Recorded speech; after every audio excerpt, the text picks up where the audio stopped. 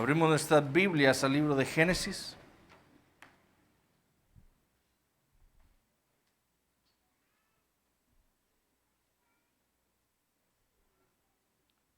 Génesis capítulo 2, versículos 1 al 3.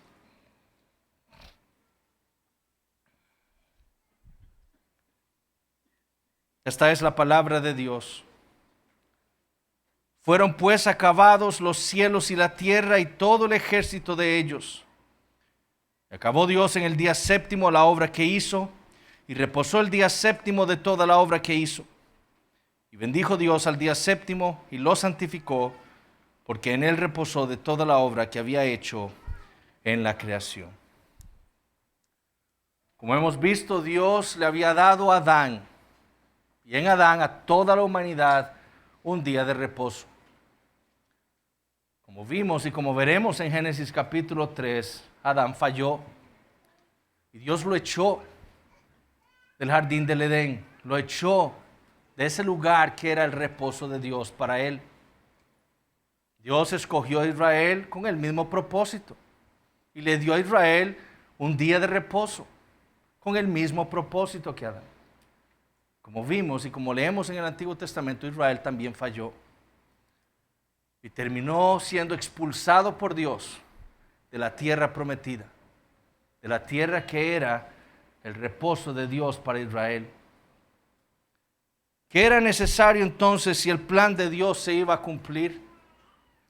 ¿Qué era necesario si Dios iba a reposar con su pueblo por la eternidad? Bueno, lo que se necesitaba era un segundo Adán. Un segundo Adán que hiciera de toda la tierra el templo de Dios. Se necesitaba un nuevo Israel que acabara con todos los enemigos de Dios y su pueblo y preparara para ellos el reposo de Dios. Y esto es lo que vamos a estar viendo en esta mañana. El reposo del pueblo de Dios logrado y esperado. Y lo haremos viendo tres cosas. Primero, veremos el entendimiento que tenía el Señor Jesucristo del cuarto mandamiento. Segundo, veremos la evidencia del día de reposo del Antiguo Testamento transformado. Y finalmente veremos la razón por la cual ese día fue transformado. Entonces veamos el primer punto del sermón, el entendimiento de Jesús del cuarto mandamiento. Leamos otra vez Génesis 2:3. Y bendijo Dios al día séptimo y lo santificó, lo apartó, porque en él reposó de toda la obra que había hecho en la creación. Como hemos dicho, este patrón divino en la creación no era un simple ejemplo que Dios le había dado al hombre, sino que este patrón era para el hombre un mandamiento a observar. Adán y toda su posteridad debían vivir trabajando 6 días y reposando el séptimo. Y sabemos que esto no era una opción porque la Biblia nos deja muy claro que este mandamiento es parte de la ley moral de Dios. Entonces no podía ser opcional para el hombre. Una ley que fue escrita, según el apóstol Pablo, en los corazones de todos los hombres. Y por lo tanto era una ley que debía ser obedecida por todos aquellos que portaban la imagen de Dios, es decir, por todos los hombres. Es por eso que cuando Dios hace ese pacto con Israel, a lo que les llama es acordarse del día de reposo.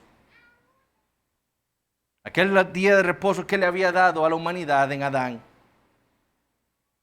El cuarto mandamiento entonces existía mucho antes de la existencia del pueblo de Israel.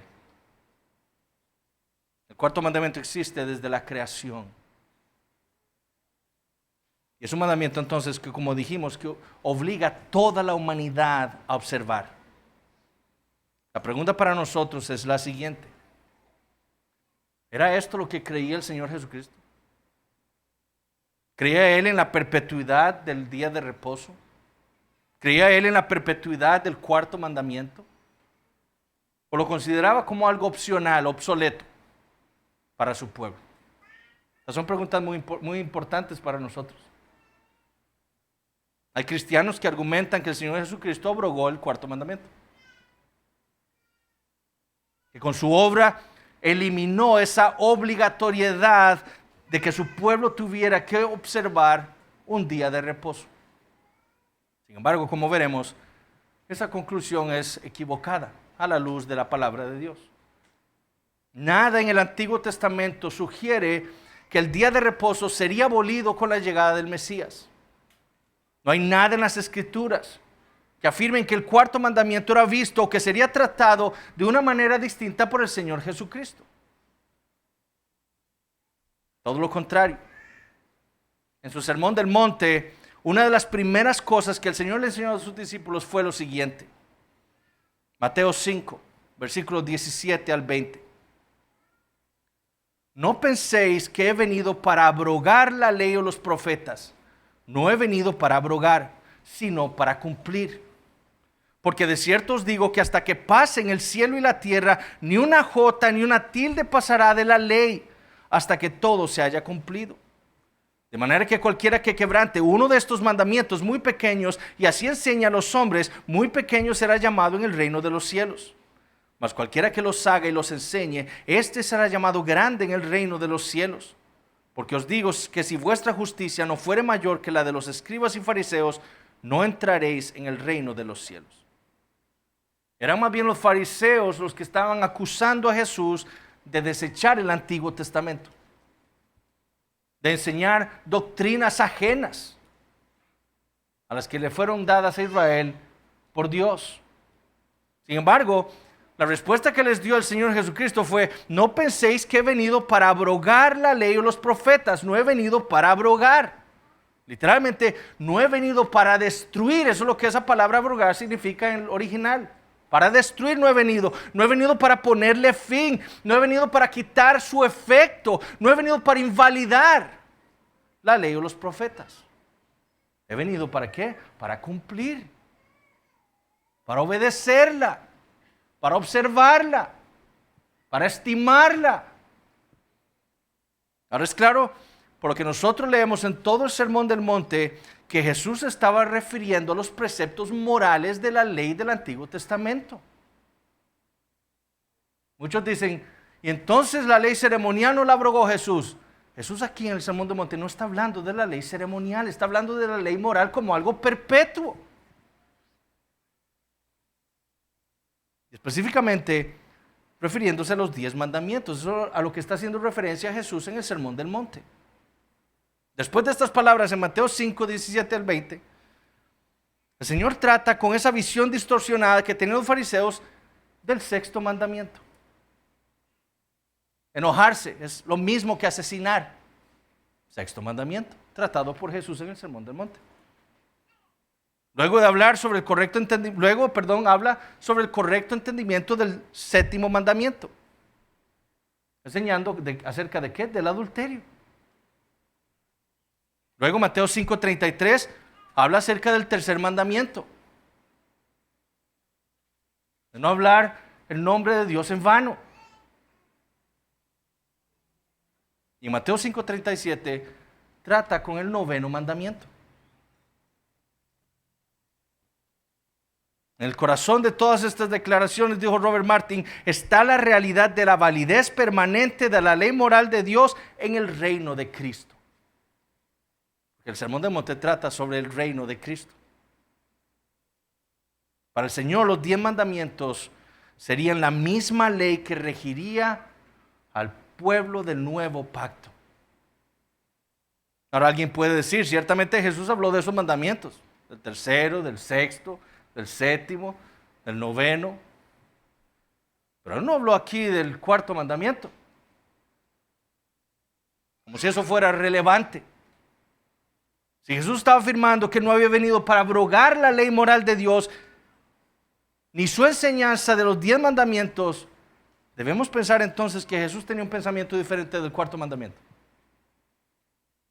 Lo que el Señor estaba diciendo es que Él había venido para cumplir la ley, para obedecerle a la perfección, precisamente por la perpetuidad que Dios le había dado a su ley. Como dijo Benjamin Warfield, mientras el mundo se mantenga, ni una jota de la ley pasará. La ley existe no para ser quebrantada o para ser abrogada, sino para ser obedecida. Dios la dio con ese sentido.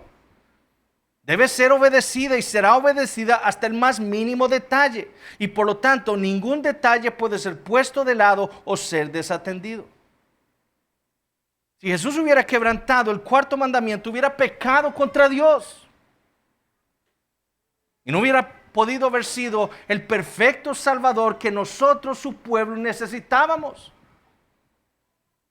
Sin embargo, ese no es el testimonio de las Escrituras. Jesús fue el Cordero sin mancha, el perfecto representante de su pueblo. Él cumplió la ley de Dios a la perfección, incluyendo no solo el primero, el segundo, el tercero, el quinto, el sexto, el séptimo, el octavo, el noveno, el décimo, sino también el cuarto mandamiento. Jesús cumplió toda la ley.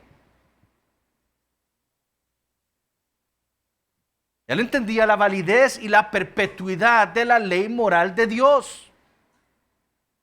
Otros cristianos afirman que Jesús permitió que sus discípulos quebrantaran el día de reposo con el propósito de mostrar que Él estaba aboliendo el cuarto mandamiento. Sin embargo, al igual que la objeción anterior, esta está igualmente equivocada. Para probarlo, quiero que veamos un ejemplo en la vida de Jesús en Mateo capítulo 12. Lo que leemos aquí es que en un día de reposo Jesús y sus discípulos están caminando por unos sembrados y ellos tienen hambre. Los apóstoles entonces empiezan a arrancar espigas y a comer. Los fariseos, que obviamente seguían muy de cerca al Señor Jesucristo, ¿verdad?, tratando de atraparlo en algo para acusarlo. Ellos ven lo que está sucediendo y van a Jesús y le dicen lo siguiente en Mateo 12:2. He aquí tus discípulos hacen lo que no es lícito hacer en el día de reposo. ¿Y qué les dijo Jesús? Versículos 3 al 8. ¿No habéis leído lo que hizo David cuando él y los que con él estaban tuvieron hambre? ¿Cómo entró en la casa de Dios y comió los panes de la proposición, que no les era lícito comer ni a él ni a los que con él estaban, sino solamente los sacerdotes? ¿O no habéis leído en la ley cómo en el día de reposo los sacerdotes en el templo profanan el día de reposo y son sin culpa? Pues os digo que uno mayor que el templo está aquí. Y si supieseis qué significa misericordia quiero y no sacrificio, no condenarías a los inocentes, porque el Hijo del Hombre es Señor del día de reposo. Es decir, según el Señor Jesús, los fariseos no solo estaban condenando a él y a sus discípulos, ellos estaban condenando también a los sacerdotes y al rey David de haber quebrantado el día de reposo. Pero ¿cuál es la sentencia del Señor Jesucristo con respecto a las acciones de David y a las acciones de los sacerdotes en el Antiguo Testamento? Ellos, dijo en el versículo 5, son sin culpa. Ellos no han quebrantado el día de reposo, al igual que sus discípulos. Mis discípulos, le está diciendo Jesús a los fariseos, son sin culpa. Eran Jesús y sus discípulos los que estaban observando correctamente el día de reposo. Era Jesús más bien acusando a los fariseos de ignorar lo que implicaba el cuarto mandamiento. Lo que Jesús les estaba diciendo es que ellos no sabían lo que Dios había hablado con respecto al día de reposo.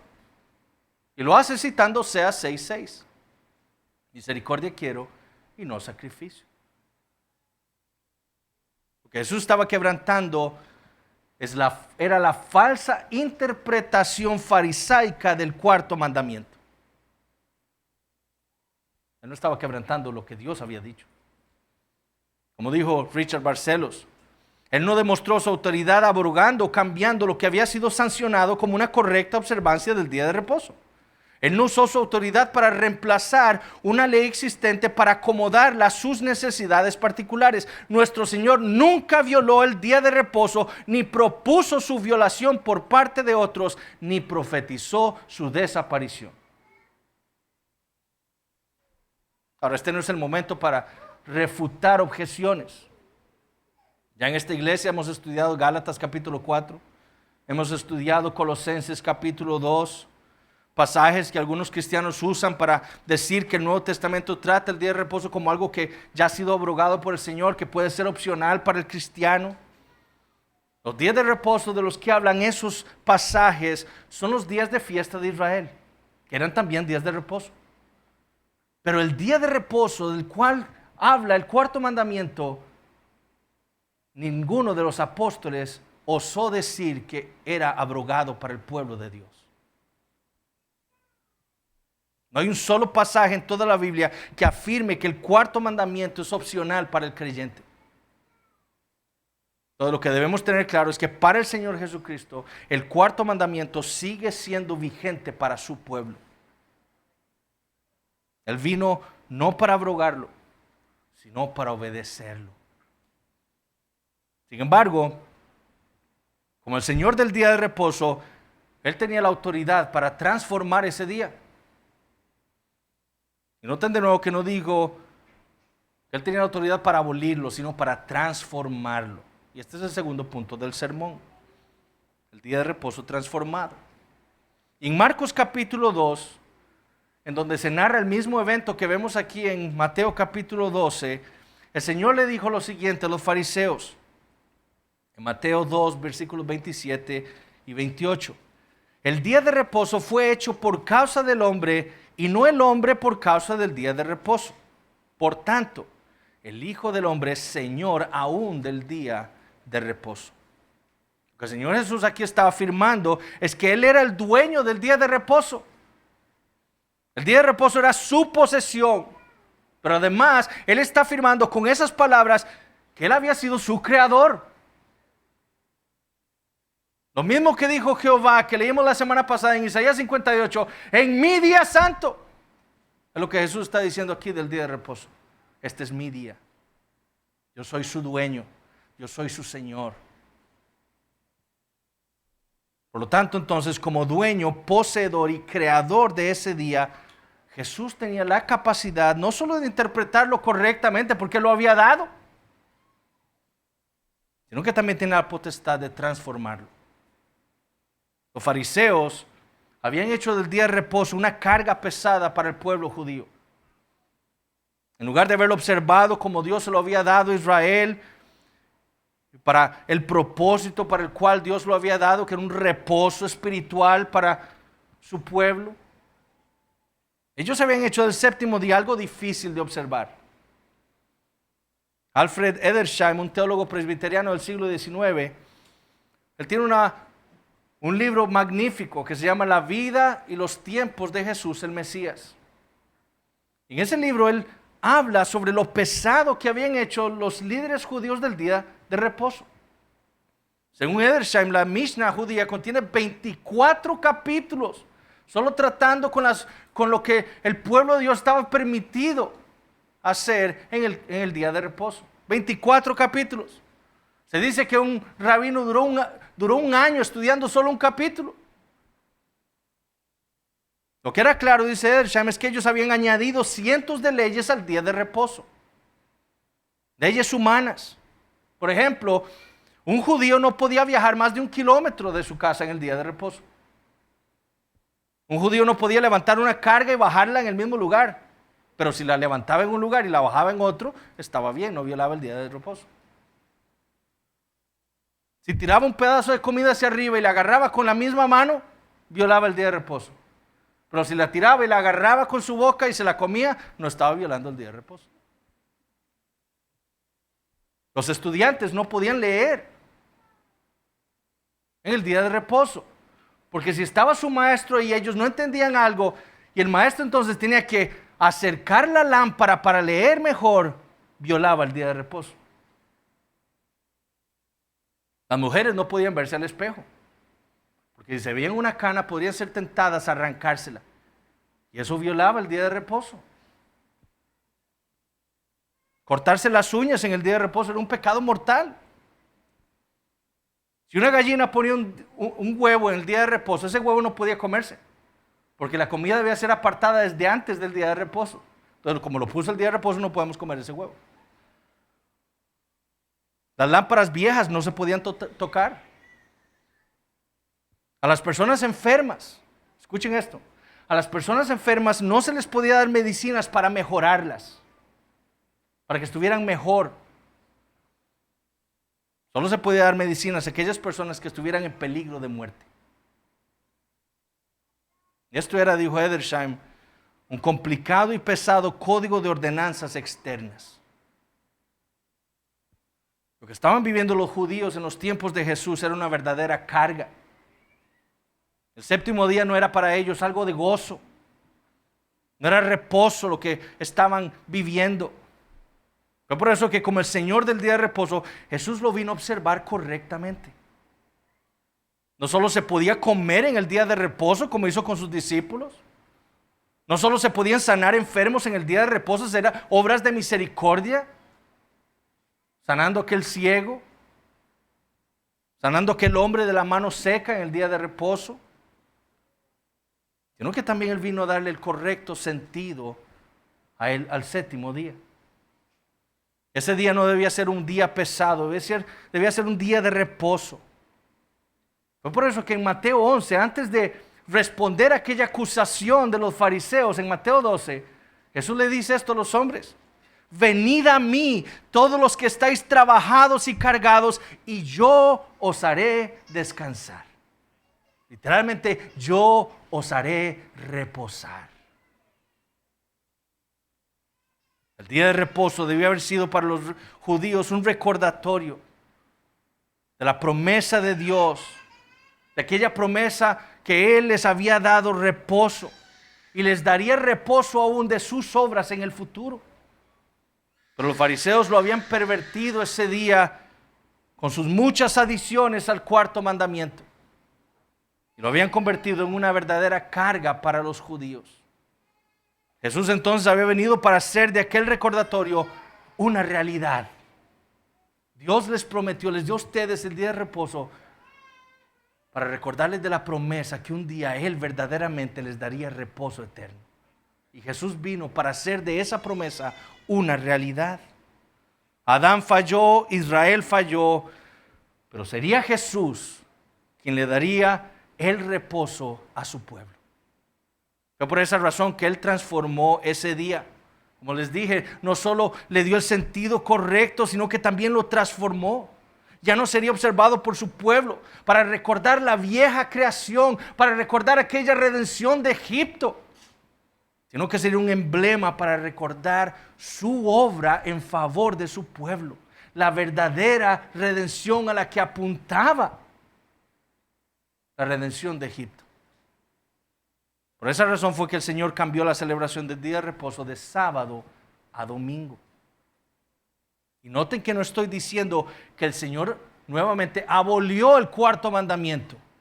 El cuarto mandamiento es santificar el día de reposo. Ese principio moral permanece.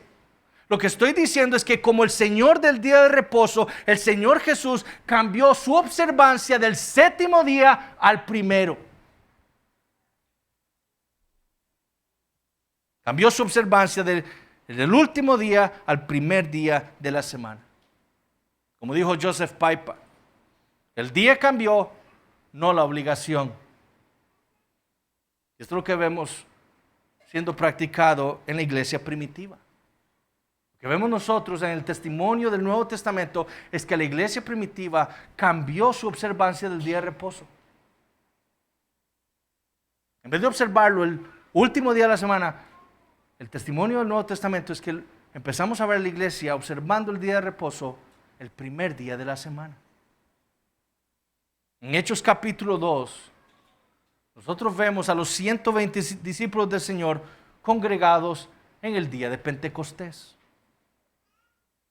Y según Levítico 23, esa fiesta debía celebrarse 50 días después de la Pascua, empezando a contar después del día de reposo. O sea, empezando a contar el domingo después de la Pascua. O sea que los discípulos del Señor se congregaron un domingo, 50 días después. Y fue ese domingo que recibieron el regalo del Espíritu Santo. ¡Qué bendición la del Señor! En Hechos capítulo 20, leemos lo siguiente en el versículo 7. El primer día de la semana, reunidos los discípulos para partir el pan, Pablo les enseñaba, habiendo de salir al día siguiente, y alargó el discurso hasta la medianoche. Aquí es cuando Eutico se cae y se muere. ¿Con qué propósito estaban reunidos los discípulos y el apóstol Pablo en aquel día, el primer día de la semana, en la ciudad de Troas? Bueno, si queremos ser consistentes con la interpretación de las Escrituras, debemos entender que ellos estaban reunidos adorando a Dios. Noten que hubo enseñanza apostólica y partieron el pan. ¿Qué significa partir el pan? Aquí se está haciendo referencia a compartir el pan, a la cena del Señor. ¿Cuándo celebra la iglesia la cena del Señor? Ese sacramento, el día domingo, el primer día de la semana. Pablo y los creyentes en Troas entonces estaban reunidos el primer día de la semana adorando a su Dios. En 1 Corintios 16, Pablo le dice lo siguiente a la iglesia: en cuanto a la ofrenda para los santos, haced vosotros también de la manera que ordené en las iglesias de Galacia. Y recuerden, Pablo está ordenando algo, pero ¿quién está detrás ordenando las iglesias de Galacia? El Señor Jesucristo. Entonces, estas órdenes apostólicas vienen de parte del Señor Jesucristo, que nos puso a ellos por fundamento de la iglesia. Cada primer día de la semana, cada uno de vosotros ponga aparte algo según haya prosperado, guardándolo para que cuando yo llegue no se recojan entonces ofrendas. Aquí los corintios tenían que hacer algo que Pablo le había ordenado hacer a las iglesias en Galacia también. Lo interesante es que Pablo les dice que esto debe hacerse en un día particular. Cada primer día de la semana, les dijo. Y cada primer día de la semana, cada uno de ustedes debe apartar algo. ¿Con qué fin? Para que cuando Pablo llegue, él no tenga que ir por todas las casas recogiendo dinero. Lo que Pablo estaba ordenando es que cada uno de ellos llevaran sus ofrendas al lugar donde ellos se reunían el primer día de la semana. Lo que Pablo no quería era tener que ir casa por casa recogiendo las ofrendas de los hermanos en Corinto. Más bien ellos entonces debían traer sus ofrendas al lugar donde se reunían el primer día de la semana. ¿Para qué? Para adorar a Dios. Cuando ellos se reunían para adorar a Dios el primer día de la semana, traigan sus ofrendas ahí y las guardan todas juntas para que yo llegue ese día y las recoja y no tenga que ir casa por casa recogiendo el dinero. Lo que debemos ver aquí es que para Pablo la iglesia se reunía para adorar a Dios el día domingo. Y era más fácil entonces que todos trajeran sus ofrendas ese día. Lo que debemos ver en estos pasajes es que la iglesia que había surgido del pueblo judío, que había creído en el Señor Jesucristo, dejó de observar el día séptimo como día de reposo. Y observó más bien el primer día de la semana como su día de reposo. Notemos de nuevo, la iglesia no dejó de obedecer el cuarto mandamiento. Ellos lo estaban obedeciendo. Solo que ahora lo estaban obedeciendo en un día distinto. En vez de santificar el último día, ahora estaban santificando el primer día de la semana. Ahora la pregunta es, ¿por qué? ¿Cuál fue la razón de este cambio?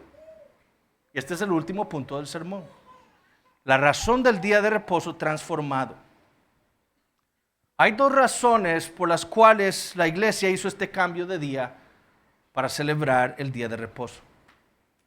La primera razón es práctica. El Señor Jesucristo resucitó de entre los muertos el primer día de la semana. Eso es lo que testifican los evangelios. En Mateo 28:1, por ejemplo, nosotros leemos lo siguiente: pasado el día de reposo, al amanecer del primer día de la semana, vinieron María Magdalena y la otra María a ver el sepulcro. ¿Y qué le dijo el ángel a María Magdalena y a la otra María? No está aquí, pues ha resucitado. En 5 ocasiones se menciona en los evangelios que el Señor Jesucristo resucitó el primer día de la semana. En 5 ocasiones se usa el término día con un número a la par, primer día, en los evangelios. Y esto no es coincidencia. Escuchen lo que dijo Sam Waldron. sobre estas 5 menciones del primer día de la semana en los evangelios. ¿Es esta quíntuple ocurrencia de la frase el primer día de la semana meramente un detalle interesante o tiene significancia religiosa?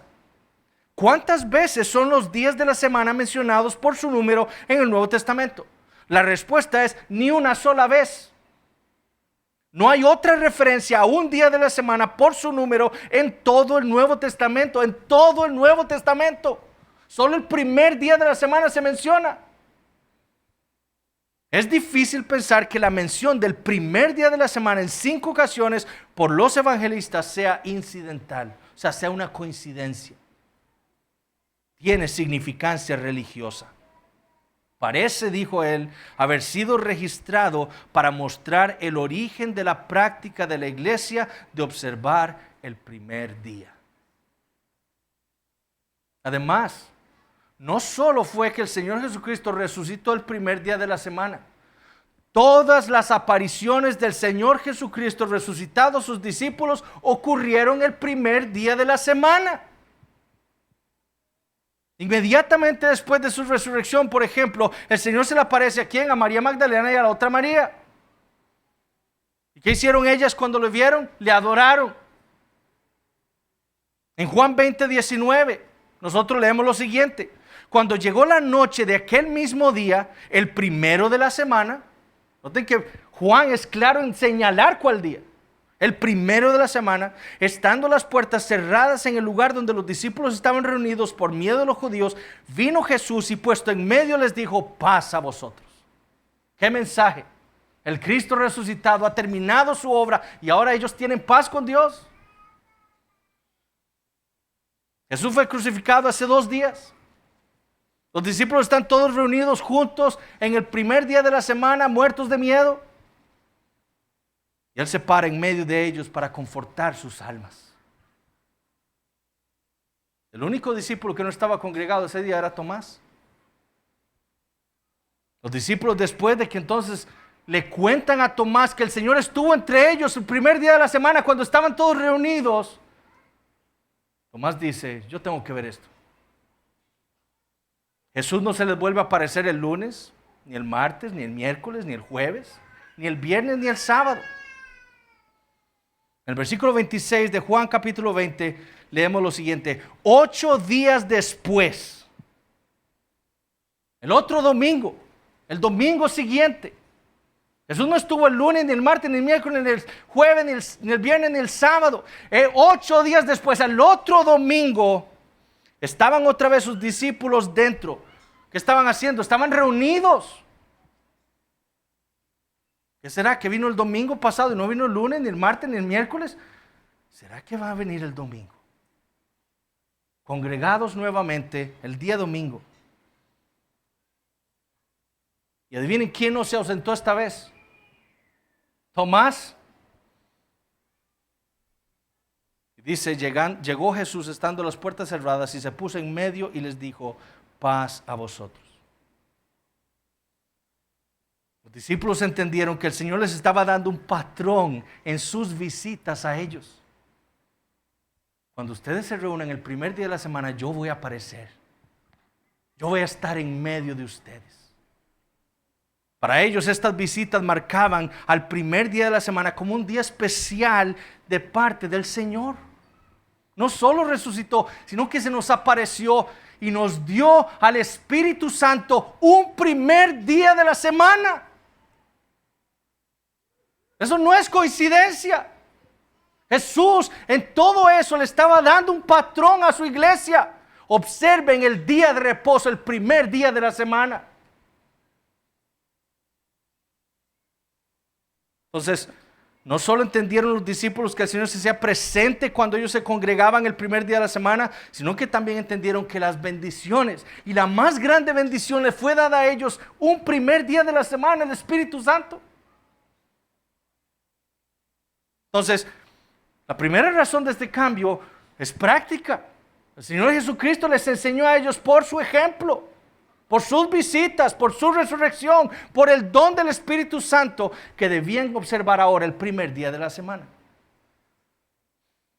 La segunda razón para el cambio es teológica. Quiero que vayamos al libro de Hebreos capítulo 4.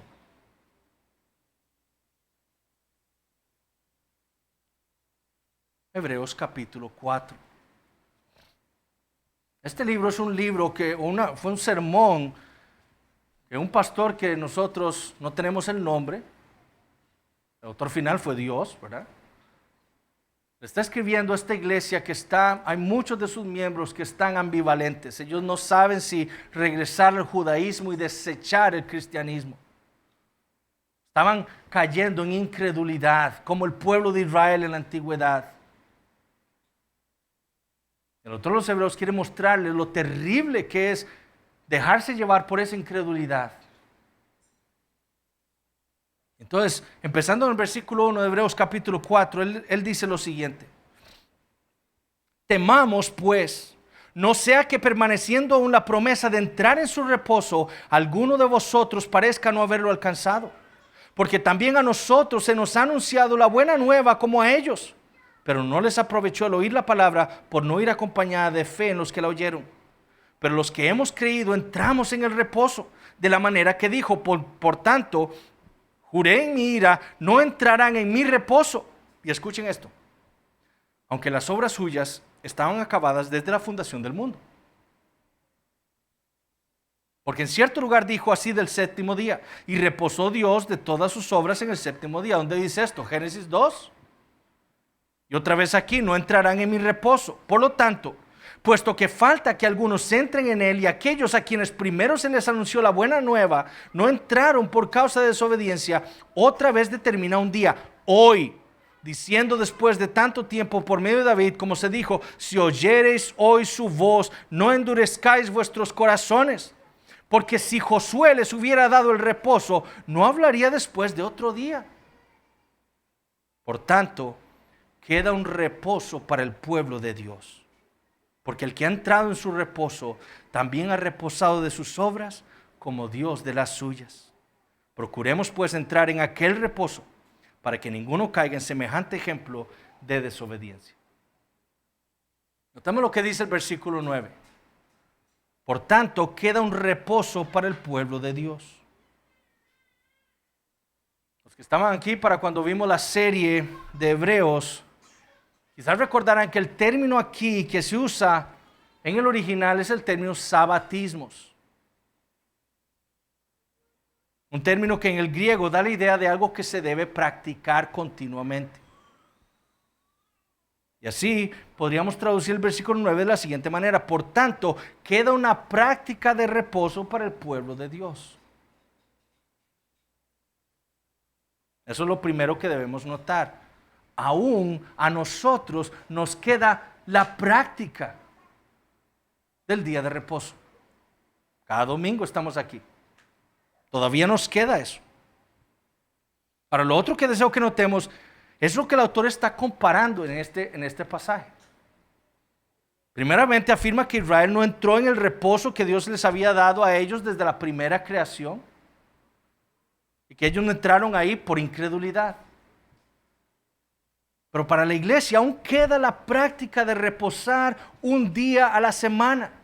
Esa es la primera comparación. Israel no entraron en el reposo que Dios les dio cuando Él terminó su primera creación.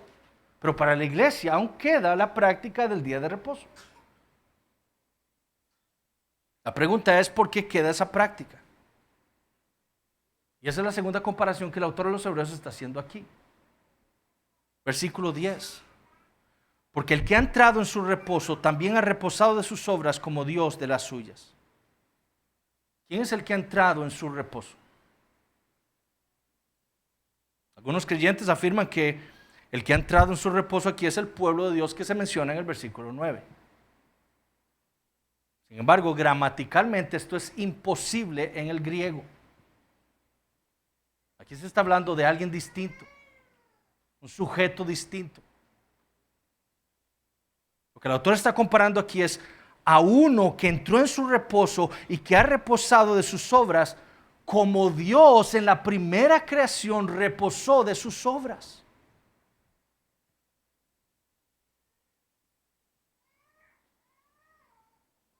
Eso es lo que el autor está comparando aquí.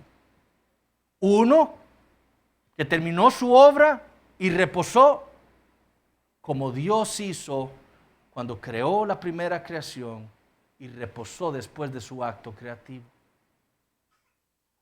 Aún le queda la práctica del día de reposo al pueblo de Dios, porque alguien ya ha entrado en su reposo después de haber acabado sus obras. ¿Quién es entonces este que ha entrado en su reposo? Es el Señor Jesucristo.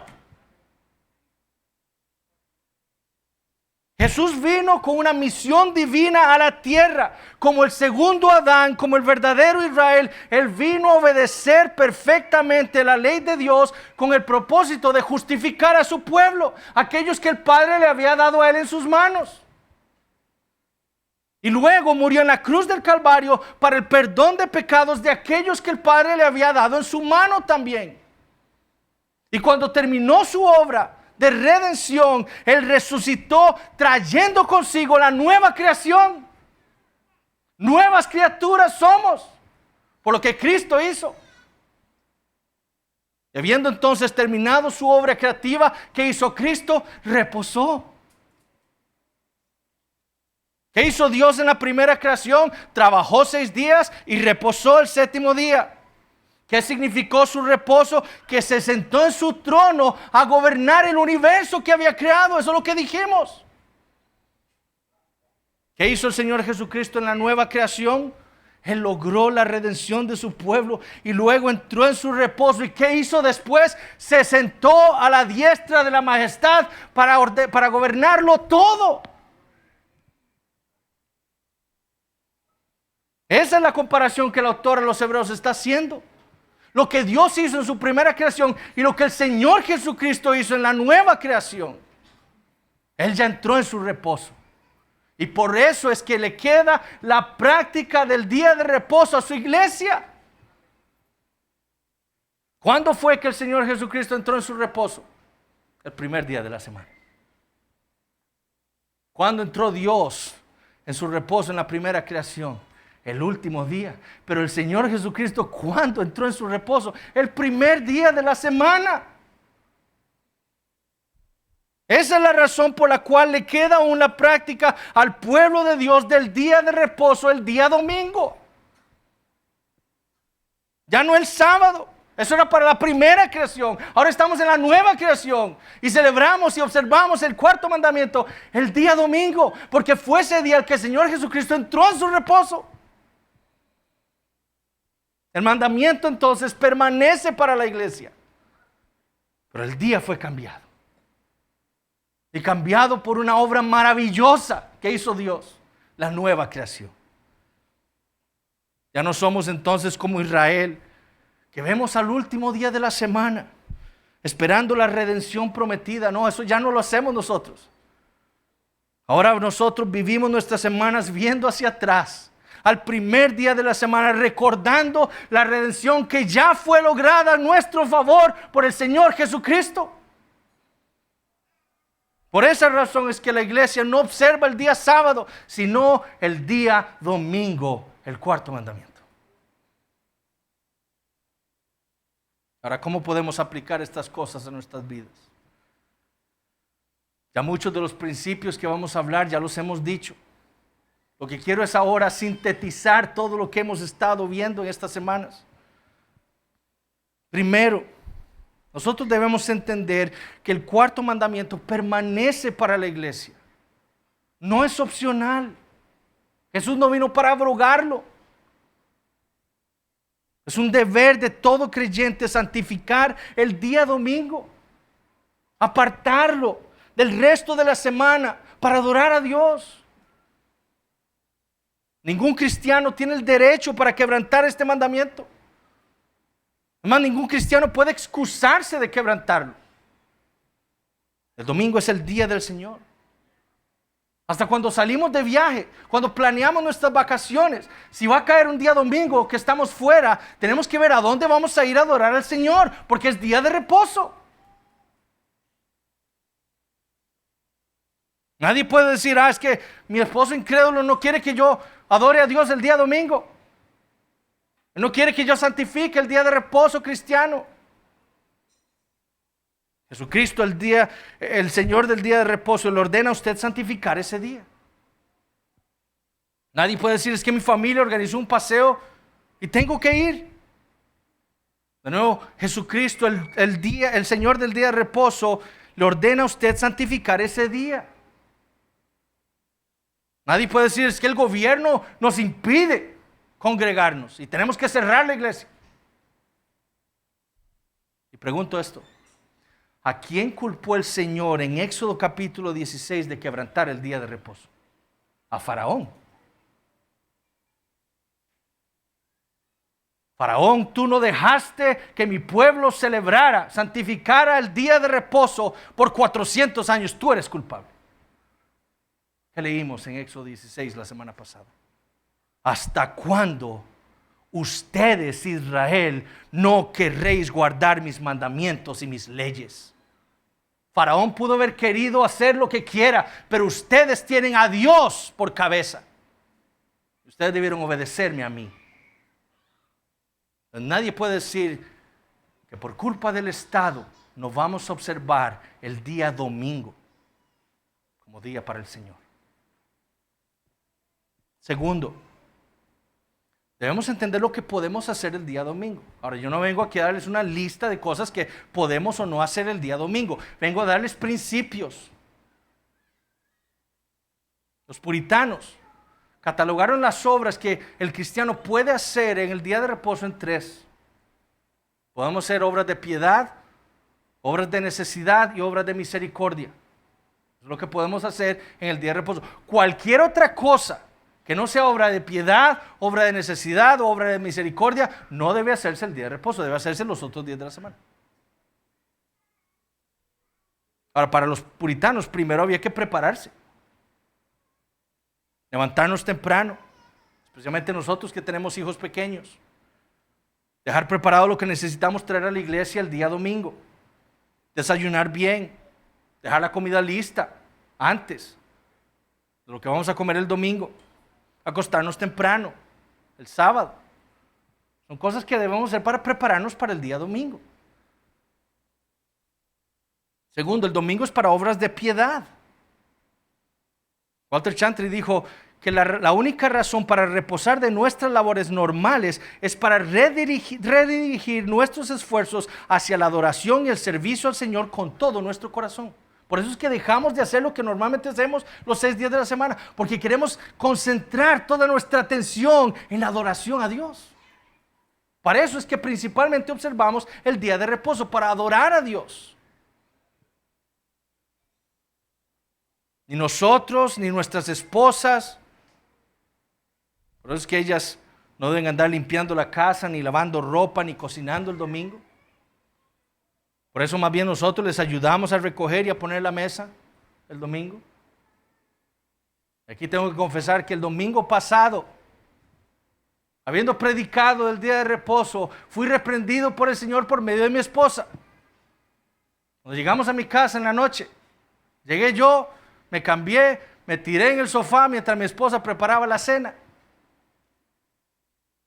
Mi esposa me reprendió diciendo, mi amor, hoy es el día de reposo, ayúdame. Ella debe también disfrutar el día de reposo. Tampoco nuestros hijos ni nuestros empleados deberían trabajar. El domingo entonces es un día para reposar.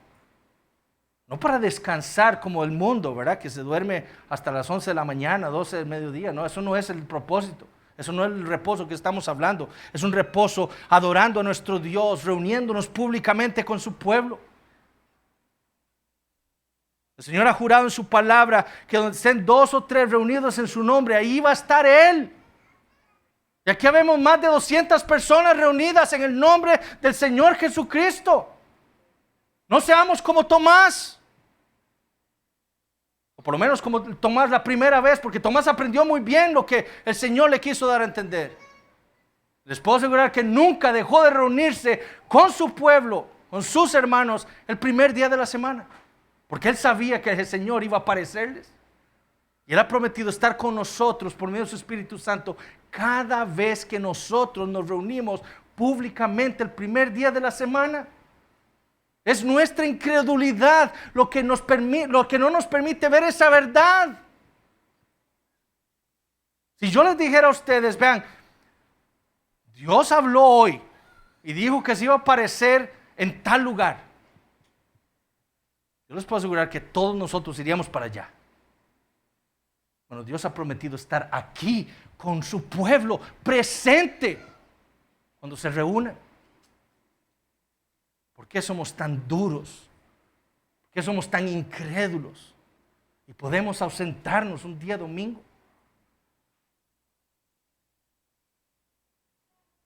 Algunos dirán, sí, está bien, pero la Biblia no dice que el creyente debe reunirse 2 veces, congregarse 2 veces el domingo. La Biblia no dice eso, ciertamente. Estoy totalmente de acuerdo. Pero yo creo que si nosotros leemos con honestidad y humildad los registros de esas reuniones públicas del Antiguo Testamento, veremos que ellos no se reunían ni 2 ni 3 veces. Se reunían una sola vez, pero todo el día. Y al final del día del reposo, tenían la cena. Entonces no eran reuniones de unas horas, no eran reuniones de todo el día, teniendo comunión los unos con los otros, adorando a su Dios. Nuestra iglesia, por ejemplo, ha determinado que para que nosotros aprovechemos el día domingo, para ayudarle a los hermanos que quizás no tengan esa facilidad, para observar el día correctamente, porque tienen familiares incrédulos. La iglesia ha dispuesto a reunirse 2 veces cada domingo. Eso es lo que la iglesia ha dispuesto. Y cada uno de nosotros, y le estoy hablando aquí a los miembros de esta iglesia, cada uno de nosotros nos hemos puesto bajo la disciplina de esta iglesia voluntariamente. Si esta iglesia ha dispuesto 2 veces, nos vamos a reunir el domingo, yo me he sujetado voluntariamente a la disciplina de esta iglesia y me tengo que congregar 2 veces el domingo. Es nuestro deber si nos hemos puesto bajo la disciplina de esta iglesia. Y eso es lo que los miembros hemos hecho. No hay excusas. Pero también el día domingo es un día para aprovecharlo en nuestros devocionales privados, en nuestros devocionales familiares. A veces nos pasa a todos, yo creo. Tenemos días entre semana muy apretados y no tenemos la oportunidad de reunirnos con nuestra familia para tener nuestros devocionales familiares. Bueno, el domingo es el día perfecto. No tenemos más que hacer, más que adorar a Dios. Reunámonos con nuestra familia para tener esos devocionales. Es un buen día para leer libros cristianos, para tener comunión con los hermanos. Tercero, el domingo es un día para obras de necesidad. Es decir, el domingo tenemos que comer, como hizo el Señor y sus discípulos. Debemos dormir. Nosotros nos levantamos a las 12:01 de la mañana el domingo y pasamos despiertos hasta las 11:59 del domingo. ¿No? Tenemos que dormir porque somos hombres débiles y necesitamos descansar. Necesitamos dormir también. Debemos descansar también un rato, quizás en la tarde algunos, para poder estar refrescados cuando venimos al culto de la tarde. Debemos bañarnos. Espero que todos nos bañemos. Pero el domingo también podemos hacer obras que son necesarias para nuestra vida. Necesarias para nuestra vida. Cuarto, el domingo es un día para obras de misericordia. Jesús sanó enfermos en el día de reposo. Por lo tanto, es justo que el policía cristiano trabaje el día domingo, si le toca trabajar. Es justo para la enfermera cristiana, como tenemos aquí una hermana. Es justo que ella trabaje el día domingo si tiene que trabajar. Es justo para el médico que opera trabajar el día domingo si tiene que trabajar. Operar a alguien de emergencia o tratar a algún enfermo. Es justo para el bombero cristiano ir y apagar un incendio el día domingo. Es justo para el chofer de una ambulancia cristiano llevar a un enfermo al hospital. El domingo es un día para hacer obras de misericordia, para visitar a hermanos que están enfermos en un hospital, que no tienen a nadie que los visite, que no tienen a nadie que vaya y les lea la palabra de Dios, que no tienen a nadie que vaya y ore con ellos. Jugar fútbol profesional el domingo no es necesario. Y aquí, como decía el pastor Alexander ahora en la mañana, parte de nuestra influencia sobre nuestros hijos debe ser los trabajos que ellos van a escoger. Todos sabemos aquí que el fútbol se juega los domingos. Entonces, ¿cómo le vamos a animar a nuestro hijo a que juegue fútbol profesionalmente? No busque otro trabajo, que no tenga que trabajar domingo. Eric Liddell, un atleta norteamericano, se rehusó a participar en una carrera de atletismo en las Olimpiadas de París de 1924. Él era un cristiano y se rehusó a participar a pesar de ser uno de los favoritos para ganar la carrera, porque la carrera iba a ser realizada un día domingo. Y hoy puede ser un día para que ustedes vean la película de Eric Liddell y aprendan de lo que es ser un cristiano valeroso. Hermanos, cualquier empresa que nosotros tengamos que abra sus puertas los domingos, si no es proveedor de algo necesario para la vida humana, entonces no deberíamos abrirlo el domingo.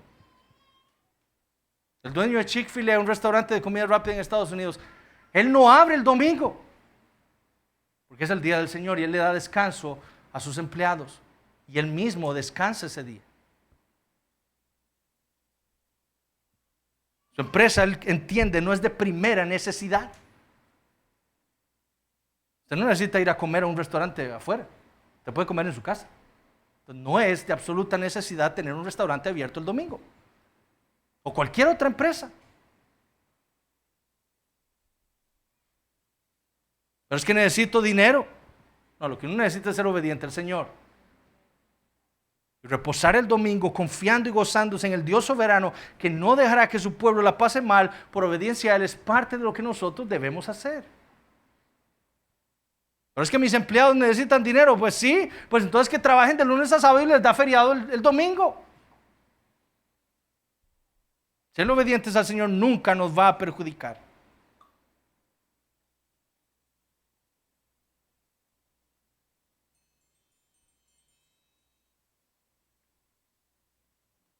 Finalmente debemos entender la meta de esta práctica que tenemos nosotros el día domingo. Nosotros guardamos el día domingo con la esperanza que nos ha sido prometida en el Señor Jesucristo. Él ya entró en su reposo. Nosotros aún no hemos entrado en nuestro reposo. Todavía estamos practicando semanalmente en esta vida. Hoy saborearemos lo que un día disfrutaremos plenamente. Como leímos hoy en Apocalipsis 14, 13. Bienaventurados de aquí en adelante los muertos que mueren en el Señor. Sí, dice el Espíritu, descansarán de sus trabajos. Un día entraremos en nuestro reposo con el Señor Jesucristo. Pero mientras llega el día, mientras llegue ese día cuando nosotros, todo su pueblo, entraremos en el reposo que el Señor Jesucristo ha preparado para nosotros, cada domingo el Señor está presente entre nosotros de una manera distinta y especial, para bendecirnos a nosotros como lo ha hecho siempre de una manera distinta y especial. Entonces, si nosotros vamos a hacer algo el domingo, tiene que ser para adorar a Dios, para hacer obras de necesidad y obras de misericordia. Vamos a orar. Padre Celestial, te damos gracias por tu palabra. Te damos gracias, Señor, por la bendición que ha sido este día, donde hemos podido adorarte a ti, donde hemos podido escuchar tu voz en tu palabra. Oh Señor, ayúdanos a nosotros para serte fieles a ti, para ser cada vez más consistentes con tu palabra. Corrige lo que hay que corregir en nuestro entendimiento, especialmente en nuestro entendimiento del día de reposo, y trae humildad a nuestras vidas. Y no permita, Señor, que nosotros deshonremos tu nombre, despreciando este día que tú nos has dado. Oh Señor, que el mundo pueda ver en nosotros, en nuestra práctica, cada domingo, que hay un Dios soberano que le ha dado reposo a los pecadores que se han arrepentido y han creído en el Señor Jesucristo. Te pedimos, Señor, por nuestros hijos, para que tú también les des reposo en Cristo Jesús. Amén.